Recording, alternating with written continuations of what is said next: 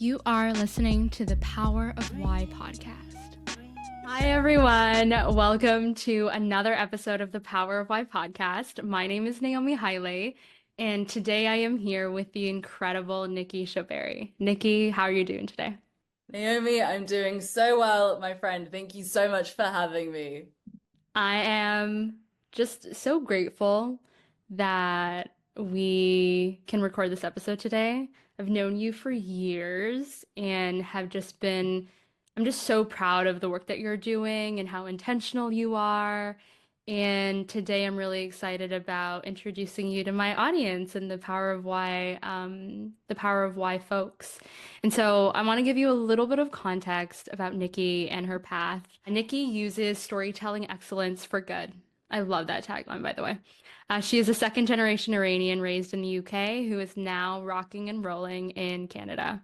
She's a powerful filmmaker, producer, and journalist, and with all the hats she wears, whether producing documentaries with CBC or in-depth journalism for the Globe and Mail, Nickie's passionate about sharing stories that have a lasting positive impact on society. This year, she produced Good Nose. For all of you who know, I'm sure you enjoyed it. Her first short film about the cosmetic surgery trends in Iran with Canadian broadcaster CBC. And today we're going to explore her journey growing up in Denmark and rural England to navigating her creative career and building a communications agency. And I think so much of Nickie's path is like you'll see a theme around relationship building and collaborating with people. Like people are such a like large part of how you work and how you do business.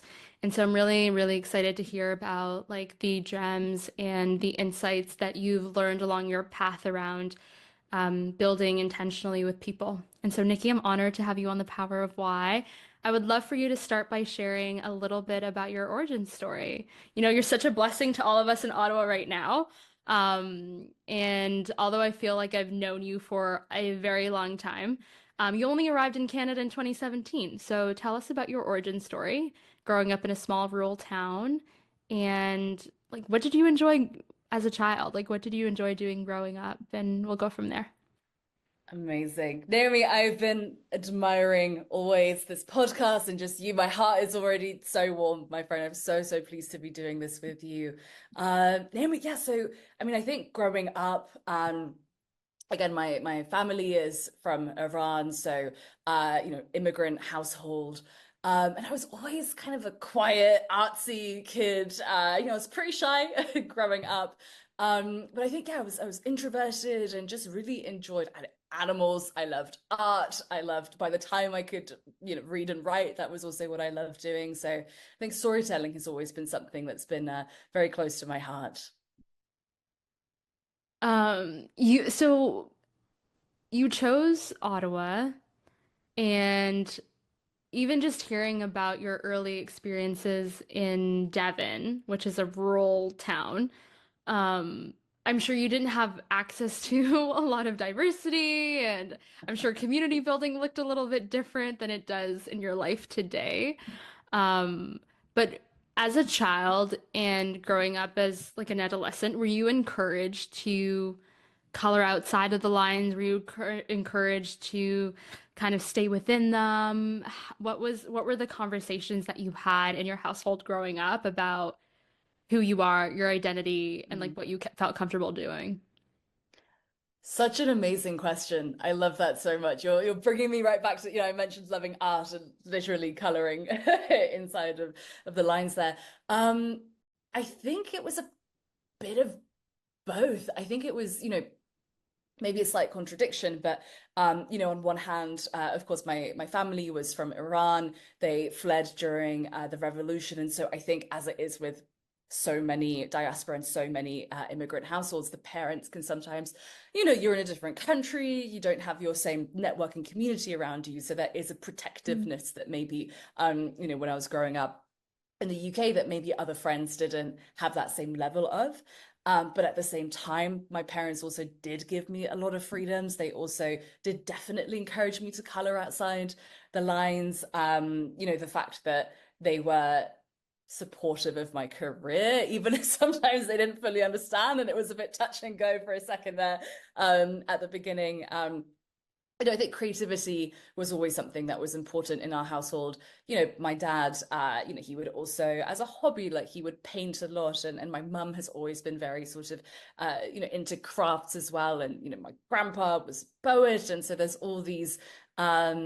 I think there was a respect, a healthy respect of creative outlets, and kind of Mm. letting a kid do what it is that they want to do. Hmm. And so, what was it about stories for you? Because, like, storytelling and filmmaking and the work that you're doing, in your copywriting business, your copywriting and communications business, like, everything is about storytelling. You're also a journalist. And so, growing up, did you have a fascination for film and reading and writing stories even? What did that look like for you? Yeah, I think.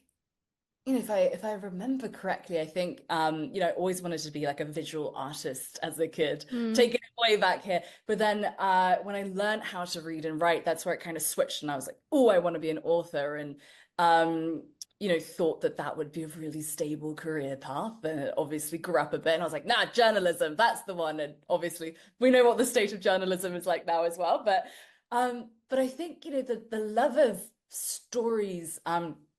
Again, I'm sure it's the same in so many immigrant households, but there would be these parties where all the adults would get together and they would share stories from Iran, and they would share stories of the like many crazy ways in which they escaped the country as well for many of yeah. them.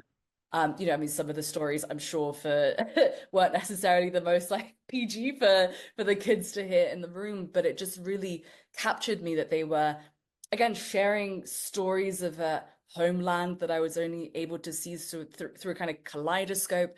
Um, and Mm, also the fact that they were really bloody funny. It was always really funny when they were sharing these stories. And so I think that just really stayed with me. It was a way of keeping memories alive from folks that I didn't get to meet, and just could see how important that was to my family as well.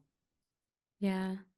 Yeah, I have those same memories. And I think growing up too, our parents filter, what they're willing to share depending on how old you are. And like, later on in your life, like late 20s, you start to hear stories of like that you've never heard before. And you're like, what? This happened when? Um, and so I can totally relate to that. When you turned 18, I read that you wrote for the local newspaper in your small town. Um, how did you get this job? I'm so curious by your childhood because I know the woman that you are now, and I'm like, what did it take to for like for this Nikki that we see here today? So this, yeah, writing for your local newspaper. What, how, where, who was involved? That is such a great question, Naomi. And when I think back to the fact that I was a teenager writing at this local paper, I had a column. It was a TV column. I was reviewing the Great British Bake Off. I was getting to go to these little gigs around town and covering those. And kind of seeing myself in print and in digital format. So it was a friend's mum who worked at the paper who kind of got me in. And I am very grateful. I'm very, very grateful because at a very young age, I got to experience what it was like to be in a busy, or really as busy as a rural paper will ever be, but a busy enough kind of news room. And even though I wasn't, part of the news team, that's never been the kind of coverage that I do. It's really taught me like how can you write under pressure? How can you keep to a deadline? How can you not be precious about your space when you're writing, about the mindset, the headspace? It's just about this is what you got to do, get to writing. And just understanding how the industry works a little bit. And it was a safe space. It was a really safe space. Everyone was lovely. Sadly, that paper has since shut down, of course, as happens with so many community papers around. But it was an amazing first experience seeing my face kind of plastered plastered across town for a couple of years. That's awesome. I actually didn't know that. You've never mentioned it, but I read about it when I was doing research for this episode, and I was like, what a cool story. And also, like, when you look back on your career, there's so many breadcrumbs that like signal or relate to things that you're doing today. And so I saw that and I was like, oh, that's really interesting. And so you've always kept your foot in the journalism space. So like right now you write for a few publications like the Globe and Mail, and you also have your own communications and copywriting business that you've had for over a decade. Um, I want to talk about the journalism stuff later, but for now, what were the early days of like attracting clients like for your comms business? Where did you start and how has your business evolved over time?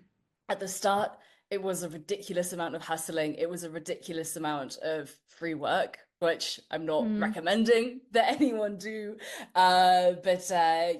Being in university, I was not necessarily the most academic. And so it was a lot of me being in town.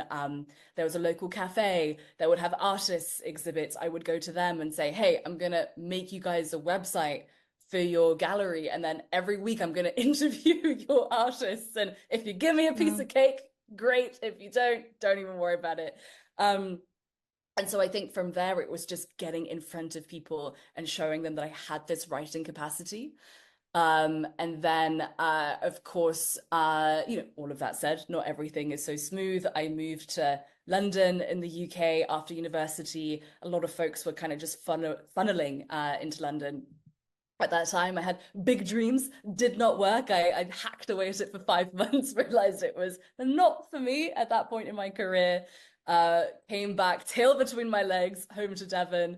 And then so it was around that time that I found myself in Canada and decided to stay here. But it was really being in Ottawa as well that because it was brand new, again, I was just in networking mode. I was consistently meeting new people. I was consistently showing up to networking events. I was, again, writing for Apartment 613 and just growing my reputation truly wherever I could. And then the Mm. clients started kind of trickling in from there through word of mouth. Really, I've been lucky that so far that's been the way that things have been growing. And was that your plan from the beginning? Like as you were building your network and, you know, going to these events, finding ways to match your skill set with a need that an organization or individual has. I love that. I love that you went and you're like, hey, I'm gonna do this because I know you need like support in this area and this is how it's gonna help you. I think that's brilliant.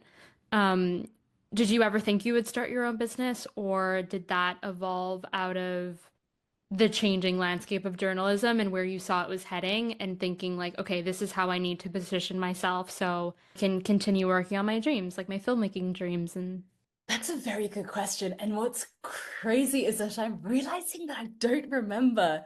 I think it was always, I think I always had a foot in both worlds in a way where I was very willing to work inside organizations. I've done that too.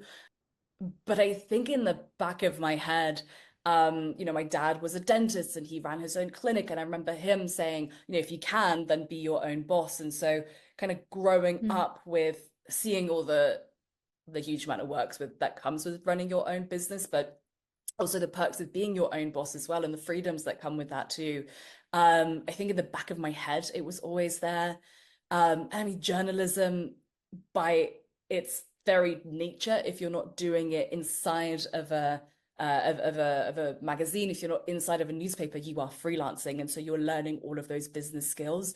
So it was very easy for me to go from journalism to then taking on copywriting clients. And again, I think seeing that you could do a bit of work, get a little bit of extra cash flow, and then exactly as you're saying, Naomi, having the freedom to then pursue the creative things that I love too, which is the film work that I do as well, which does take up swaths of time. So it's pretty helpful being able to control my schedule.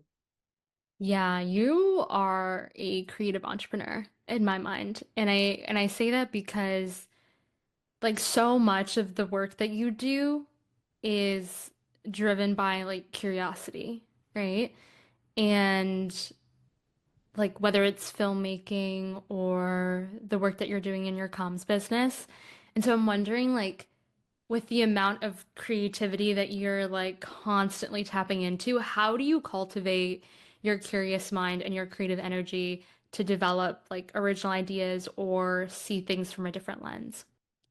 Naomi, I love this question, and I feel like it's such a Naomi question. This is what I adore about you as well, is that you are in so many fascinating spaces. I open up your Instagram, I look at your newsletter, you're off doing things in this industry, you're acting, you're doing fashion, and of course, just knowing the incredible work that you do in with people and management and with ghostwriting and just so many different spaces that you're in. And I'm always inspired by how hungry you are to learn more about everyone. And I think, when you and I chat as well, we're always asking each other 50 million questions because we Yeah. just want to know what the other one is up to.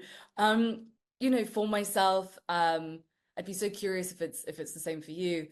The nature of the job that I'm in pushes me to be curious all the time, like whether it's running my comms business where my clients are in the spaces that they come from. It's very varied. One day it's really like social impact for seniors, another day it's an auto financing firm, another day it's a legal company working on IP protection. It really forces you to be able to find the interesting thing in every topic under the sun. And then journalism, 100%. The thing that I bloody love the most about this is that every single day I get an assignment which is asking me to do something that is completely out of my usual wheelhouse. I've been learning a lot about sports, whether that is Yeah. football, whether that is soccer, whether that is baseball, for a series that I'm doing with Globe and Mail. And so I think it just kind of it allows me to be in the practice of learning and having an open mind. But then I think, in terms of the creative energy and the developing original ideas as well, I've gotten better at allowing myself to rest. And I Mm. think the rest period is what's so vital for my brain, just to have the space to actually, kind of like nibble a little bit on all the information it's taken in throughout the week, for that to then be able to turn into some sort of creative idea, some sort of original idea that I can then go and execute, in the creative side of the work that I do. I think I'm learning to not push, to not get, I don't want to say scared. I know the creative ideas will always come, but Mm. sometimes, like, again, you're on a deadline. You've got to come up with that idea, that golden thing, but just trusting that it's going to come because I'm giving myself the space to rest. Yeah. Yeah, this is something we've been talking a lot about. Like even with the podcast, for example, a lot of people ask how I've been able to stay quote unquote consistent over 6 years. And I think it's because I've given myself the space to take breaks in between seasons where I can continue to go out and do the things that I really enjoy doing, like traveling or like going to events. And not like I don't do that during podcast recording season, but having time away from the thing that you're doing forever, however long you need, a couple weeks, a month, couple days, you come back with like this renewed level of energy or a different perspective, or maybe like you had a conversation with somebody who's outside of your field that like helped you see something differently. And so I appreciate that. Getting rest and taking time away. Um, I'm so curious to know a little bit more about your experience creating and producing Good Nose.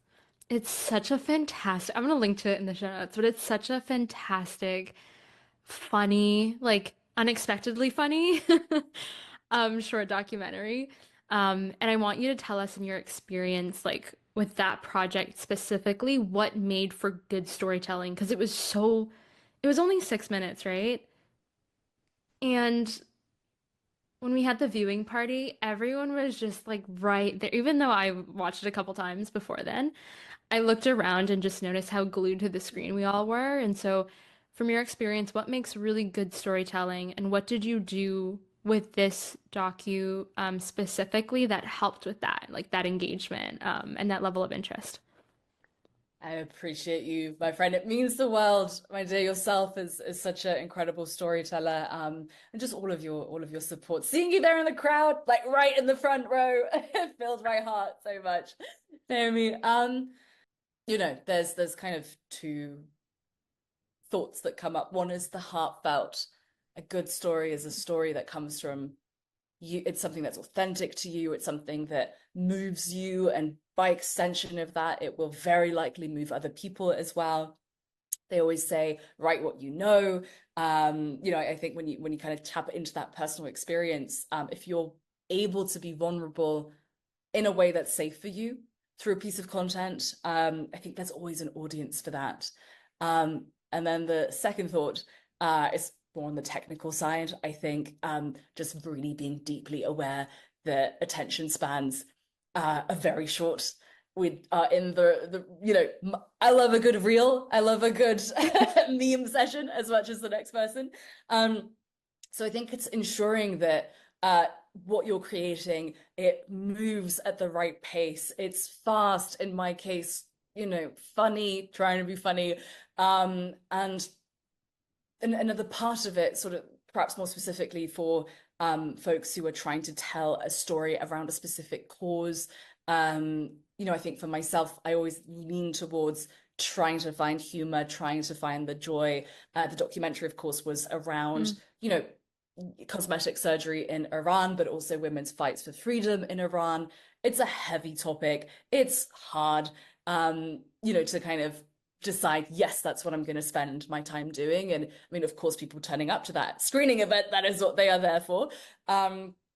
But still, for all of those folks coming across this online, it's, how can I ensure that there are elements in there that are humorous, that are relevant to people who are not Iranian, who are not in this space at all, that they still will find this engaging and want to keep watching this. And again, that sort of, I mean, I started it sharing a story about a horrific date that I went on in my early 20s, and then Yeah. bookended it with that as well, which was a vulnerable moment for me. I hadn't shared those kinds of stories before, but immediately saw the power of it, because this is something, a lot of us out there have gone through some pretty bad dates.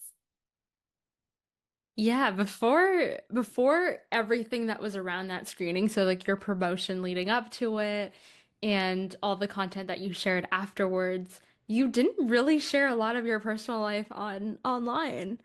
And so it was like a reintroduction to Nicki, in a new light, which I really loved. So if we're gonna like double tap on that, what was the process of making Good News? I know you had a really phenomenal team and a super talented editor, Dina. How did you like bring us back to like pre-production? How did you land on the idea that this was something that you wanted to create? And then did you go back and forth between a couple ideas before landing on this one? And yeah, what was your game plan like? Yeah, such a good question. So I think, I mean, where the idea of specifically exploring cosmetic no surgery rates in Iran came from, I'd gone on a family holiday to Turkey, which was beautiful. Family came from Iran over to Turkey. I saw my mum get to see cousins that she hadn't seen in almost 40 years. So it was really incredibly beautiful. And my cousin who lives in Ottawa, Mariam Zahouri, who of course, as We well. love Miriam. Yes. Being able to go through that experience with Mariam was also very precious. And we were both able to kind of look at, the topic of noses came up, who has had surgery, who hasn't had surgery. Just these memories of being 13 years old. And, I've got a bit of a bump, very typical of folks in the Middle Eastern region, but I've got a bump on my nose. And just growing up knowing that that is something that a lot of folks would decide to get surgery for, all of these memories came back up. So I came back to Ottawa. around the same time. So my partner, Alex, he was, using a lot of AI image generation, and he was trying to create, an Iranian woman. Um, and I was sitting with him, and we were both putting in so many prompts to try to get this nose on this AI generated image to look like my nose, and we just could not do it no matter what prompt that we put in. And obviously, AI, all of this, it's developing, etc. But it was just a very funny moment of my goodness, even even the noses are even straight, in this kind of AI generation. And so the thought remained with me to maybe there's a story that can be told here. At the same time, I knew about the CBC Creator Network program as well. So Creator Network, with CBC, they look for diverse voices, younger voices to tell their stories, because it is typically about a 5 minute short as well. It's I don't want to say lighter lift because it's still a lot of work. Definitely there was one point where myself and the editor, Dina Alsawir, we were messaging at 1 a.m. to try to hit a deadline there. But it just seemed like a fun topic that could also pack a punch, that also had an important social impact and would be a way to talk about what's happening with women in Iran, whilst also, being able to put something out in the world that, was something that I had directed. I have, been involved with documentaries in the past, amazing documentaries with Belle, for example, and I've kind of written, produced, and hosted, but it had never been myself directing. It had never been just kind of purely my voice, my own story. So that's where that idea came from, to create something, exploring a topic that's been with me for many, many years, and then being able to use it as a bit of a doorstopper, to kind of open up new opportunities as well. Yeah, I'll put a pin on doorstopper and like creating door stopping opportunities because that's so good. Um, and so you come back from Turkey, you have this idea, you had these conversations with Mariam. What did it look like to pitch? And you also wrote it. So what was your process for putting the script together? Like how long, for those who are interested in like developing a project like this, what's the skeleton or the bones of things that you need to have in place to bring a project like this to life? Great Finding the right question. crew. Yeah, walk me through Yeah, all of it. amazing question. So this was, you know, start to finish, from the pitch getting greenlit to us releasing, was 6 months. So that was a pretty tight timeline. But it is possible. And so I think, I mean, on my end, I had a relationship with CBC already. So Christine Mackey, shout out. She is an amazing producer at CBC, and also, one of the folks leading Creator Network here. So, it's really a case, what I always recommend to folks is, even before you pitch, if you can get on a call with a producer, really understand what it is that the producer or the company, in this case CBC, is looking for. You can ask questions like, what's on your slate for next year? What kind of content do you wish you had?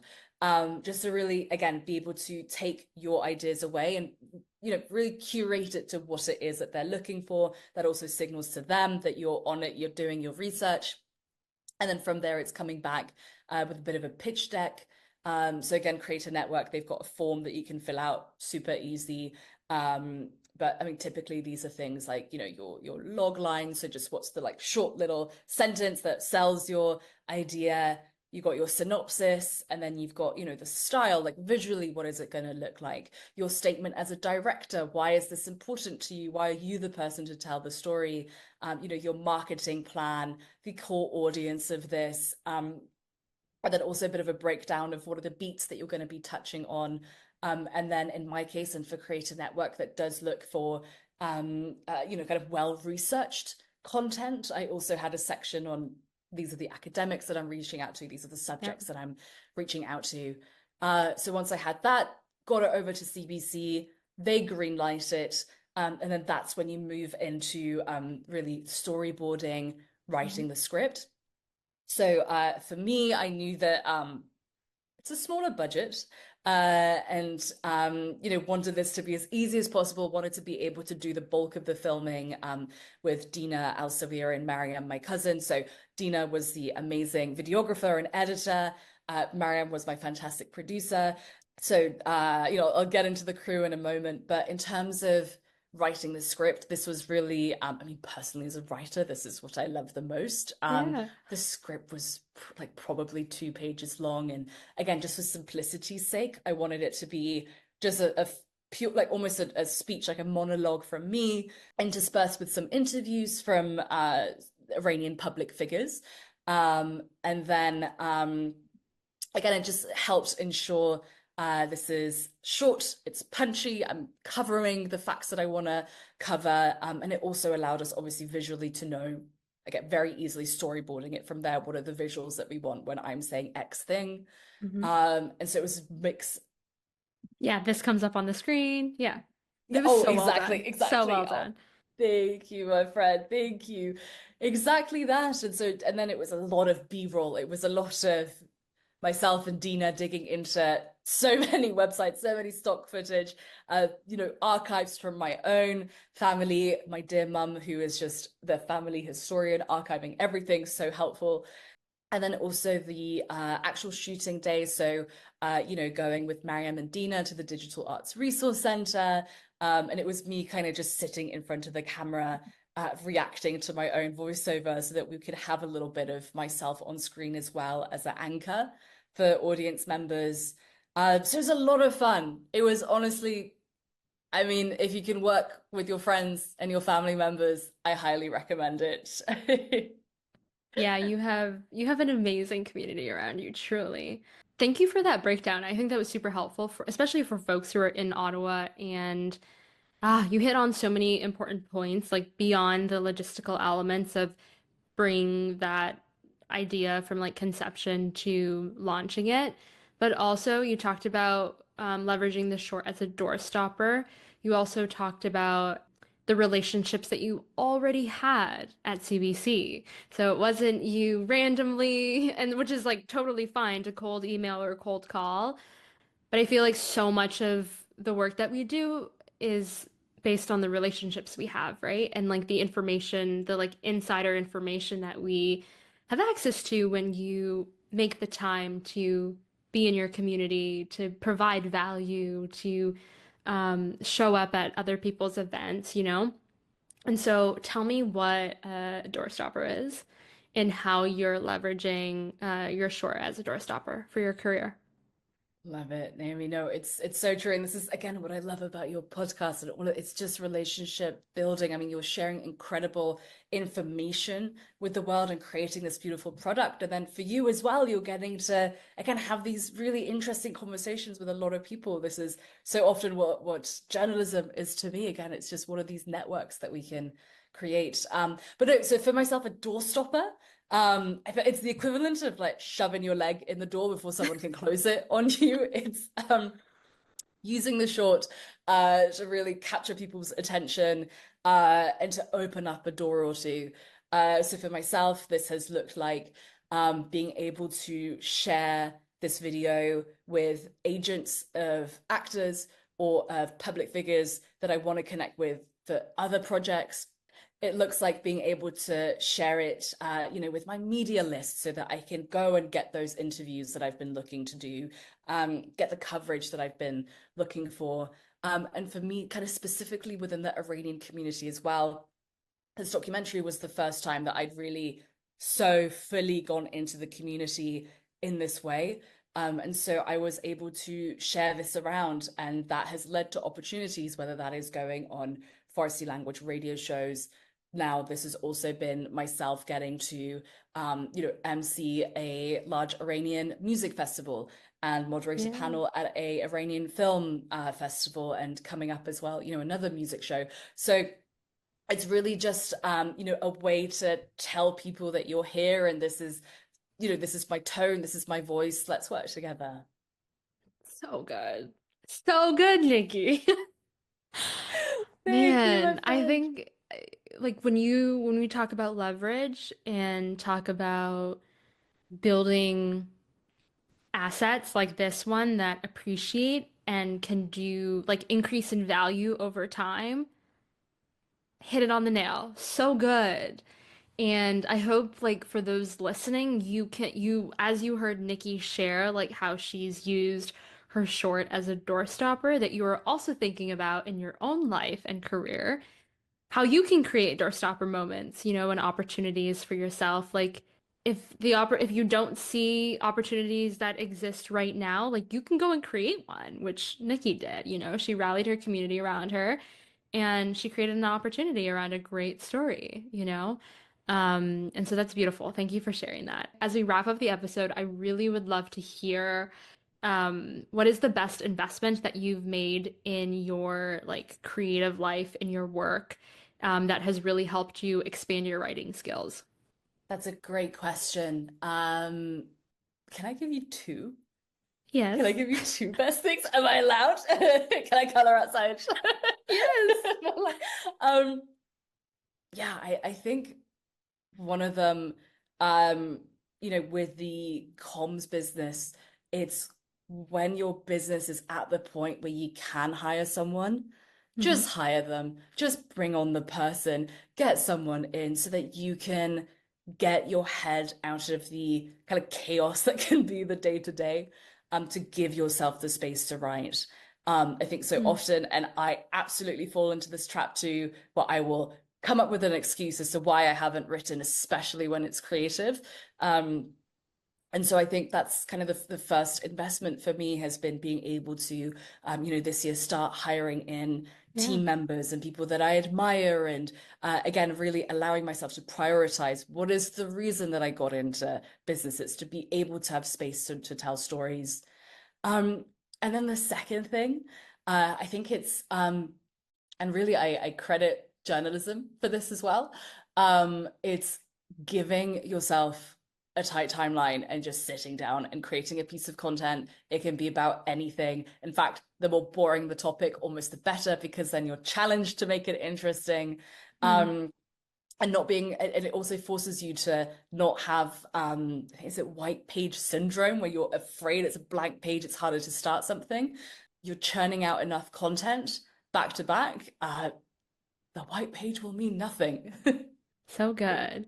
What is the best place for people to connect with you online and support your work? Yeah, thank you, my friend. So I'm at www.nickieshobeiry.com, and then I'm also just at Nickie Shobeiry on LinkedIn and Instagram. And I'm looking forward to connecting. Always down for a chat. Yeah, Nikki's amazing. This was incredible. Thank you so much for making the time to chat with me on the Power of Why podcast. I so appreciate it. And you'll have all the links to where you can find Nikki online in the show notes. And with that said, we will catch you in the next episode of the Power of Why podcast. Bye for now. Thank you for tuning in to another thought provoking episode of the Power of Why podcast. For show notes and additional resources, visit us at www.powerofwhy.co. And while you're here, subscribe to the show on iTunes, Spotify, or any other podcast platform to continue your journey towards understanding the power of your purpose and creativity.